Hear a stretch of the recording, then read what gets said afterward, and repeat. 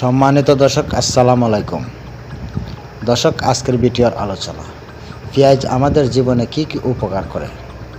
নির্দিষ্ট প্রতিবেদন। বর্তমানে ব্যস্ত জীবনযাত্রায় অনিয়মিত ডায়েট এবং যাত্রা বিরত মানসিক চাপের কারণে মানুষের যৌন জীবন ক্ষতিগ্রস্ত হচ্ছে।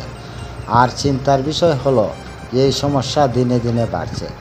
এদিকে শারীরিক সম্পর্ক, যৌন সম্পর্ক বা যৌন জীবনকে হেলাফেলা করা উচিত নয়। অনেক সময় দেখা গিয়েছে বয়স একটু বেড়ে গেলে বহু মানুষের যৌনতার অনিচ্ছা চলে আসে। অনেক সময় তা থাইরয়েড বা ডায়াবেটিসের কারণে হতে পারে।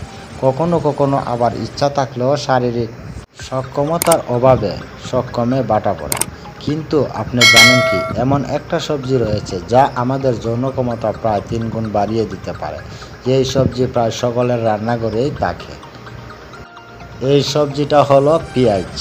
আমরা সকলেরই রান্নাঘরে থাকে পেঁয়াজ কিভাবে খাবেন? বন্ধুরা, একাধিক গবেষণায় দেখা গিয়েছে পেঁয়াজের রস টেস্টোস্টেরন হরমোনের রক্ষণ অনেকটাই বাড়িয়ে দেয়। ফলে স্বাভাবিকভাবে সক্ষমের ইচ্ছা বা ফুর্তি অনেকটাই বৃদ্ধি পায়।